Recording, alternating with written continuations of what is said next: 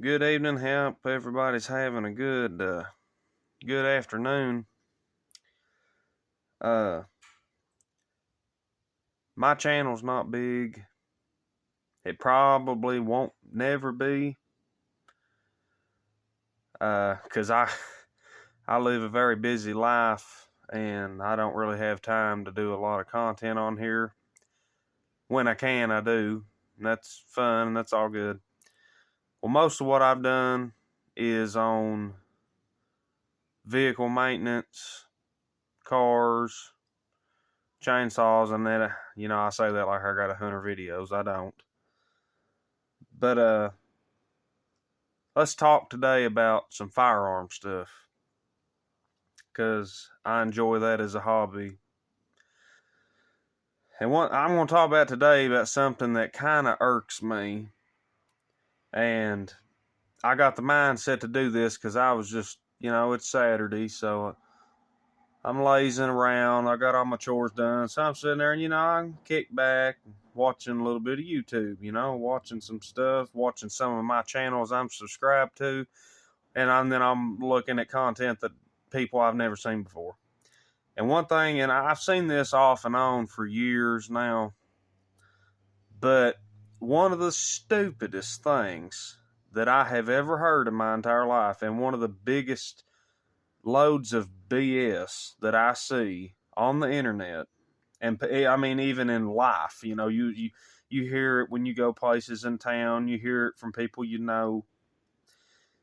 is this stupid caliber debate thing. Well, as you can see in front of you, I have a copy of a Colt Government, what everybody knows today as the 1911, the famous 1911.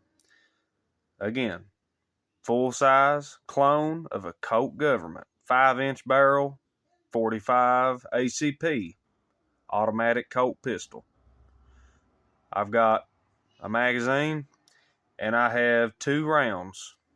I've got the 45 ACP, 45 auto, whatever you want to call it. And this is a 380 ACP. Today, this is going to stand in place of a 9x19 Parabellum, or here in the United States, we like to call them 9mm Luger. Whatever you want to call it. And the reason I'm having this stand in place is I do not own any 9mm at this current time. And 9mm is just basically a little bit longer than this. There's not that much difference in the cartridges. The diameter is the same. Well, for years now, and I'm talking about on the internet, this may or may not have been a argument years and years ago, long before the days of the inner screen. 9mm versus 45. Which one's better? Which one's obsolete? Which one's this? Which one's more deadlier? Which one's more powerful? Which one's... You hear the awfulest bunch of propaganda bullcrap, and then you see stuff that's market hype. You see trends. I despise trends. Trends are the stupidest thing. I gotta have this because it's the newest thing, or it's trending, or all this stuff now. I hate that crap. It's a bunch of nonsense. I mean, are y'all still in high school? I don't understand I don't understand people. And even if something is not necessarily more powerful to one thing or the other, that doesn't mean that it's not effective. And here's my thing that I see on these 2 calibers all the time. And you see all these stupid clickbait videos, 45 versus 9mm. We end the debate. And who is up for discussion? We put an end to it once and for all. And it's a bunch of stupid crap. And first off, 90% of these comparisons that they're making is completely unfair. I've seen everything from hyped up guns, better guns versus a piece of junk. I've seen good ammo versus cheap ammo, different types of ammo, different grades of ammo using different targets. And some of them, I'm not going to name no names for that. Some of these tests that some of these guys do, they're just straight up rigged. I don't care what nobody says. It don't take a nut to look at it and say that it's rigged. They favor one or the other, and they fix it and appropriate it to one side. That ain't what test is all about, boys. Tests are supposed to be as equal as possible, and in the end, it is what it is. But sometimes that's not always the case, because there's few people in this world, but there are a few, thank God, that have figured out that formulas that you can come up with on paper does not equal real life results. Okay, and the 45 versus 9 thing. Biggest problem I see is you'll see these people taking a standard pressure 45 with a 230 grain, which is standard weight projectile, and they'll put it up against a 9 that's 115 grain, which is standard again. And then a lot of times they may or may not say this is usually be a plus P round. But even it don't have to be a plus P round. It doesn't matter. And then they'll get it on a chronograph and they'll shoot them and like, oh, the 45 is only shooting 830 feet per second, but the 9mm is shooting 11 to 1200 feet per second. It's more powerful. Okay, moron. For one, that's not correct the way you do that. And you cannot get interchangeable grains between the two cartridges. The best thing you can do, you can get a 45. The lightest I've ever seen in a 45 is a 138 grain. And 155 grain is a little more common, but not common by no means. You're buying 45. You don't normally buy little lightweight bullets like that. You buy 45, you got a big bore, you're probably going to go heavy. Well, the case with the 9, your heaviest, most typical heaviest that you're going to get is a 147 grain. There is one more weight size that's above that I believe is commercially loaded, and I can't remember exactly what it is, because again, I don't fool with 9s. I don't really care for them. And one of the reasons I don't care for them is the idiots that sell them, the idiots that hype them, and the nuts that like to act like it's the greatest thing that was ever invented.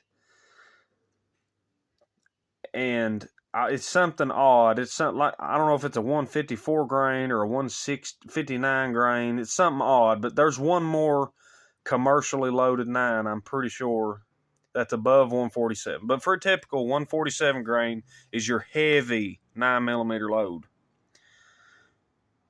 You don't ever see any content on YouTube about that. And that is the most accurate comparison that you could do between the two. And the reason why I think that you don't see it is because these fanboys of the Wonder Nines don't want to see their butt busted and publish it in front of the whole wide world.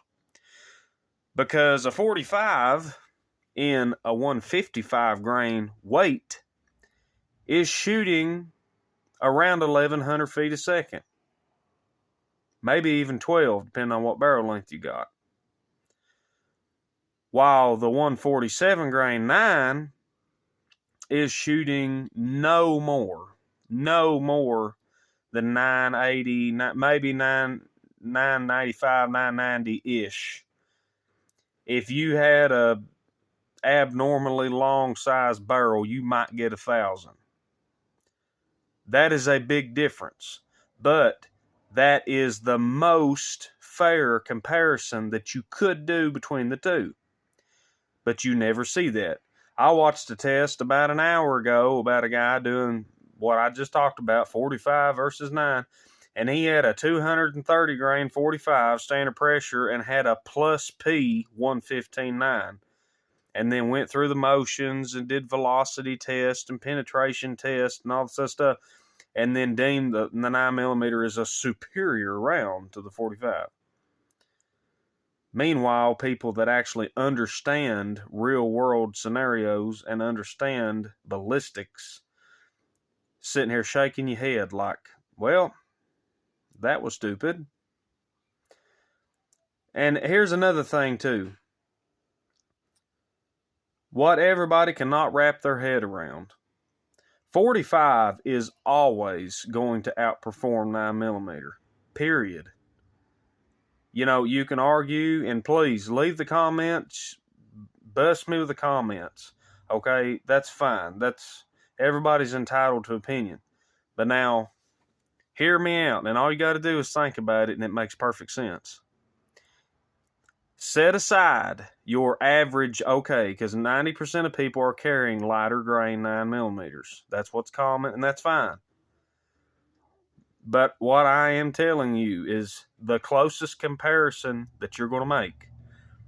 45 beats 9 quite easily in a scenario like what I just said, both standard pressure and the closest weight that you can get between the two. 45 is going to beat the socks off of it. There ain't no contest.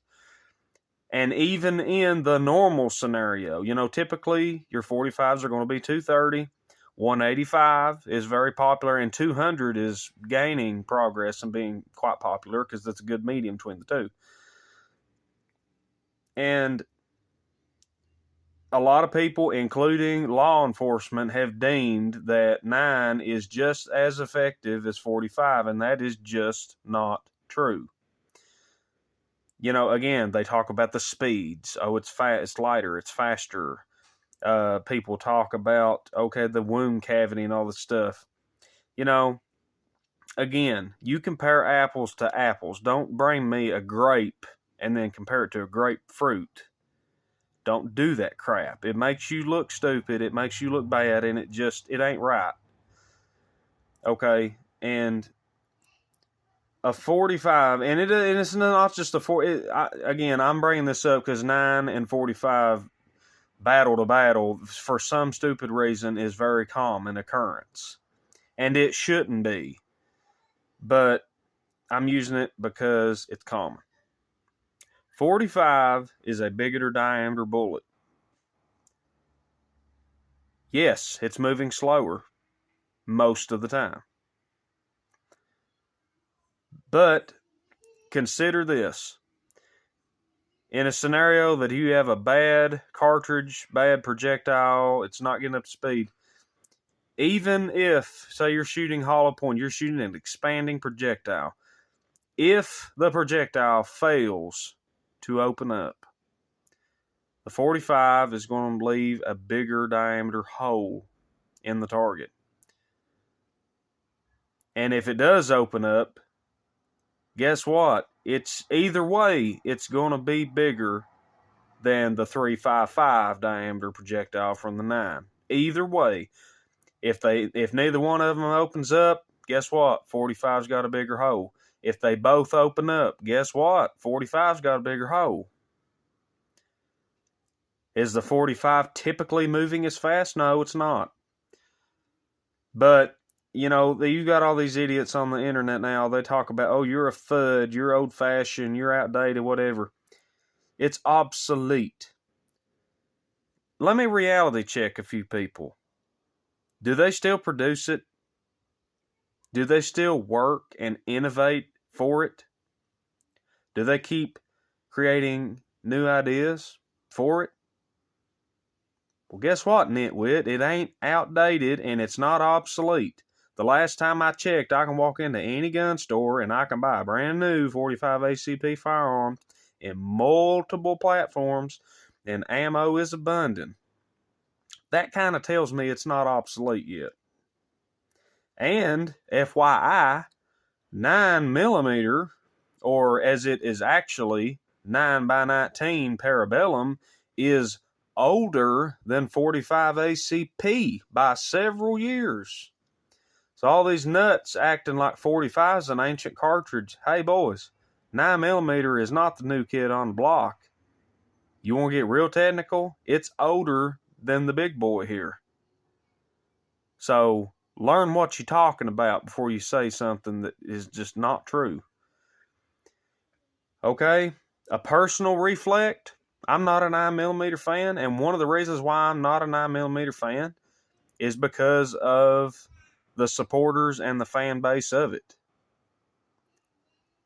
I do not like false information, and I don't like stupidity. And there is a lot of both in the 9mm fanboy base. Second of all, I was raised old-fashioned. You know, what can I say? I tend to be a little bit old-fashioned on most things. As far as I see it, that's okay, because if something works, why would you steer away from it? 9mm, 9x19, whatever, guess what, boys? That is not our cartridge. 9mm is an American term, but it's not an American cartridge. Never was. So, I like to tend to try an attempt to be true blue and full Americana. 45 is our caliber. It was created by us. 9 was not. It is the most popular cartridge in handguns right now in the United States, in the world, as far as I know. And everybody acts like it's the greatest thing, and we do this and whatever. And we've taken this to great lengths, and don't get me wrong, we have. We've taken it to great advantages to what it once was. But at the end of the day, to me, you feel a little bit more patriotic with one to the other because the other was never our invention. 9mm was not our invention. That is not an American cartridge. I don't think some people realize that. It's not ours. That's just a few of my opinions and a couple facts. And I want to express that to people because it irks me, and I feel like a lot of people spread false information. Okay? And effectiveness. I've heard the stupidest crap. Here's another good one. Another common one right now, and I don't have one. I don't even have one close to it, so I can't even make a representation of it. 10mm versus 45. That has blowed up the last several years because 10mm here commonly has had a resurgence in popularity. And again, a lot of it is just complete BS. Now, the difference between 9mm and 10mm, I do like 10mm. It is a good cartridge, in my opinion. But what irks me is, again, you've got a couple morons in its fan base that spread around a bunch of bullcrap that's just not true. And I like the cartridge. I plan on having one day, and I respect it. But I'm a facts guy. Don't feed me a bunch of BS. I go on facts. And the facts is this 45 will do everything a 10mm will. Period. Some folks would argue that. That's fine. But guess what? It's true. It's been done. It's been tried. It's been tested. There's nothing a 10mm can do that a 45 can't. 10mm is a good man stopper. So is 45. 10mm is adequate to stop most dangerous game. 45 is also. 10mm is a powerful handgun round. 45 is too. 10mm is fun to shoot. 45 is also. Price point? A little bit. Not like astronomical. And in my opinion, 10 millimeter is if you're looking at numbers, the most powerful common, I want to express that very specifically, common auto-loading handgun round. Obviously, the most powerful commercialized auto-loader round is 50 Action Express. But, again, I said common. 50 Action Express is not exactly on every store shelf, and everybody in America owns one. And let's just face it, 50 Action Express comes in big, bulky, non-practical, just not something you're going to carry on your hip every day type of platform. That's just all there is to it. 10 millimeter does. Another thing that kills me about 10 millimeter bullcrap that goes around is there's people out there that act and talk it up like it is the most powerful handgun round that you can get. Well, let me clarify something. I'm a very big handgun guy. I love pistols. I don't know what it is. And I'm not real specific to pistol, revolver, whatever. If it's a handgun, where I come from, it's a pistol. It doesn't matter if it's got a cylinder or not. It's a pistol. Revolver, yada, yada, yada. Don't be a persnickety dick. But anybody, and again, if you fool with guns, if you reload, if you are familiar with ballistics and the way that it actually works, or better yet, if you hunt, are you a law enforcement? Are you military, ex-military? Do you understand how effectiveness actually truly works in the real world? Revolver cartridges are always, with the exception of maybe 2 cartridges that I can think of off the top of my head, are always more powerful than automatic cartridges. Period. And there's a lot of stink about that crap on the internet too. Oh. No. Just no, it isn't. Accept the facts. If you have what could be deemed powerful, or it doesn't matter, any comparable automatic cartridge side by side to its comparable revolver cartridge, the revolver cartridge is always going to be a more capable cartridge, and potentially always. So I say that potentially because, okay, here's another common one: 38 special versus 9 millimeter. And again, there's a bunch of bullcrap on that too. But I hate to bust it to people, but guess what? You can make 38 special more powerful than 9 millimeter. Is it common? Is it what you're mostly going to buy in a store in a box? No, it's not. But I said capable. I didn't say it was in every single situation. But guess what? 38 special is more powerful than 9 millimeter when it's loaded properly.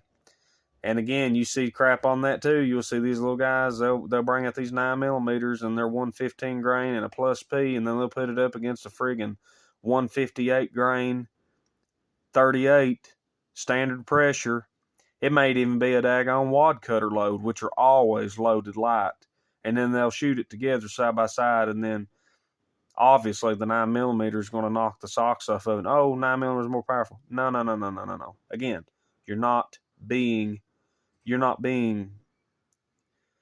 what's the word I'm thinking of? Fair. A lot of stuff ain't fair. I hate to use that word fair. You're not being realistic about that. You just ain't. Okay? You give me a 124 grain and a 125 grain together, that's going to be more comparable. And if you look, they're very close in performance. But here's where the 38 pulls away from the 9, is on the upper end. Because you have more capacity, you have better options for bullet weights, and again, you've got a little bit, not much, 355, 357, Not a lot, but more's more, right?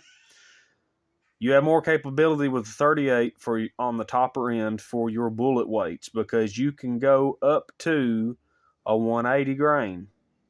Well, technically, you could go up to 200 with 38 if you had on the load. Now, I don't know any factory loads that do this, but you can go up to 200 because you can buy 357s in 200 grain, and it's the same bullet. But I don't think anybody factory loads that. So up to 200 grain projectile, and if you have a gun that is capable of handling the pressure and you've got good brass, you can load that right at standard 357 Magnum velocities. So it's not hard to get a 38 special in a plus P form, obviously, with a 158 grain when you're shooting right at the 1100, possibly even 1200 feet per second mark. 9mm is not going to come nowhere close to that, not with that weight of projectile. You can't even get that weight of projectile. So that's what nobody shows you. They just show you what they want to show you. You need to dig a little deeper and find out, and you'll see some things, and you'll see things that you might not have seen before and be like, man, that person wasn't being 100% honest with me. And that's what bugs me. That's what bugs me. If you're going to attempt to educate somebody, you better know what you're educating before you attempt to dispute it. Okay? And that's just the way I am. And real quick, because I'm getting a little long, I suppose. I don't know if my camera here is going to hold out. It's telling me my battery's getting low. Effectiveness. And I'll use this as an example. Rifle cartridges. I'm a really big fan of 4570 when it comes to hunting. A lot of people are, and a lot of people are not. The people that are not are usually the people that don't like the heavy recoil, and that's fine. But there's also something in there because they're looking at numbers. Because 4570 is not a very fast round. It's not. I mean, 2,000 feet a second, maybe 2,200 feet per second is screaming for 4570. That's not really fast for a high-powered rifle. Now, it's big bore, it's 45 caliber, and we're shooting heavy projectiles. So some of it's understandable. I mean, you're talking about 2,000 feet a second for a 300 grain projectile. That don't sound like much, but that's decent for the weight that you're fooling with. But you know, when you're talking about a lot of 30 caliber rifles that are shooting 180, 185 grain, maybe even 200 grain projectiles, and they're still pretty close to the 3,000 mark, if not 3,000. It seems a little slow. Well, people look at that and they just automatically assume that it's not a superior performing cartridge. You just got a big fat bullet flying down. Well, I'll just say this. I've seen a lot of deer shot with really fast, really light rounds. And I've seen a lot of deer shot with big, heavy, slow bullets. In my experience, I've shot quite a few deer with 4570 now. And even if it ain't a perfect hit, and I ain't talking about head shots, neck shots, or spine shots, you don't have to make either three of them shots with a 4570. You can hit it directly behind the shoulder, and I can just about guarantee you that it's going to drop straight in its tracks, or it won't go no further than 30, 40 foot, and it's done. You will not do that with any kind of 30 cal. And I've shot plenty with 30 cals too. I've dropped them with 30 cals as well. But you know what I done? It was in a neck or a spine shot. Why, you could shoot one with the dang 223 and it'd do that. That ain't no big hype. That ain't no big achievement. I can take this 380 right here and shoot a deer in the neck and it's going to drop.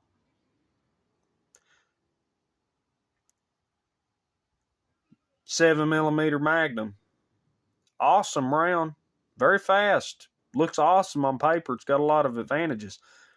A deer gun, I'll be honest with you, I'm not a big fan of it because I've seen several deer shot with it and they'll run for 3 miles.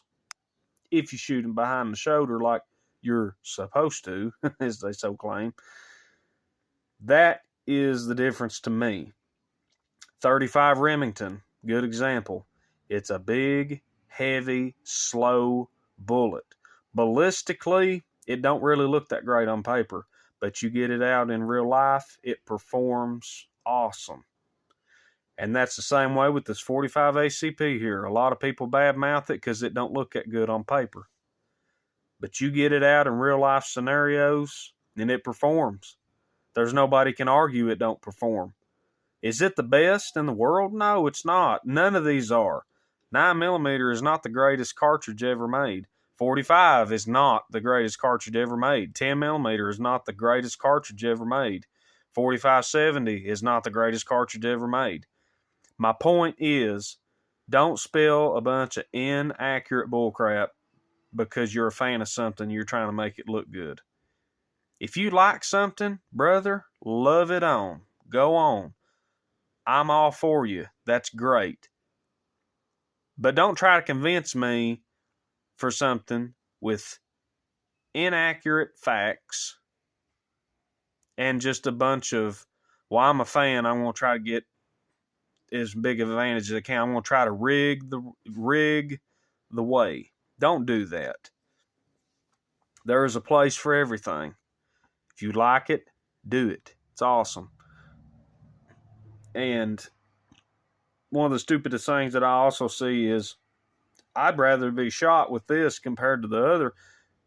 I don't want to be shot with nothing, including a 22 long rifle. 22 short. A 22 short to kill you. That's been proven fact. And that's like the weakest thing ever is a 22 short. They got like a daggone 30, 40 grain projectile moving at like 700 feet a second. I mean, they're pathetically weak.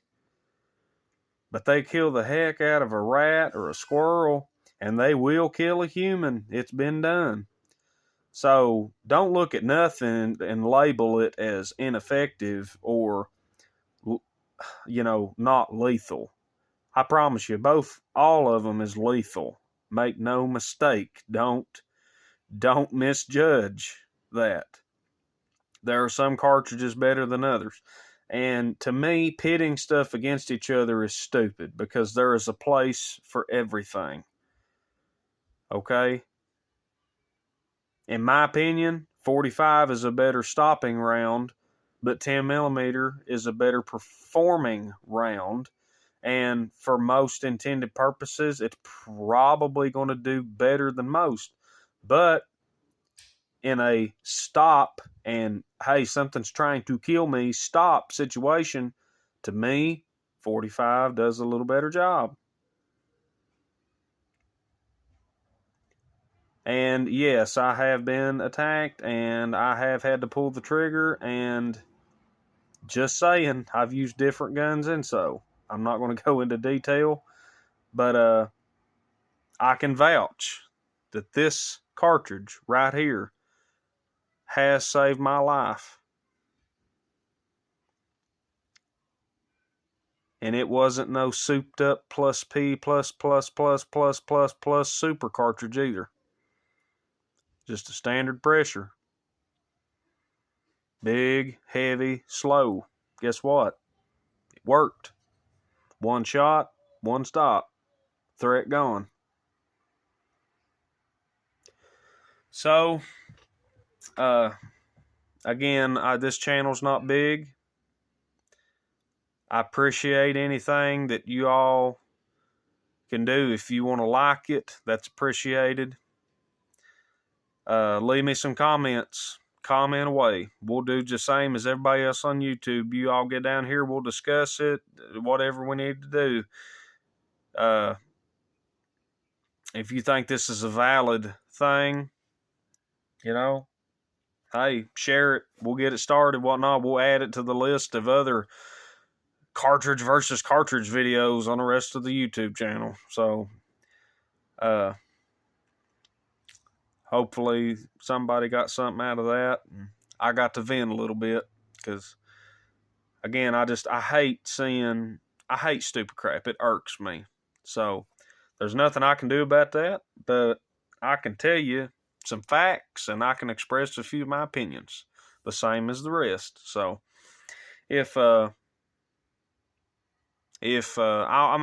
anybody wants, I can continue doing firearm related stuff. I don't have to just turn a wrench or change the oil in something. We can keep on doing firearm stuff, and I've got a few things I could show and a few things I could tell, and maybe even one or two advice tips I could give. So we'll wrap it up. Everybody have a good evening. Stay safe. God bless y'all.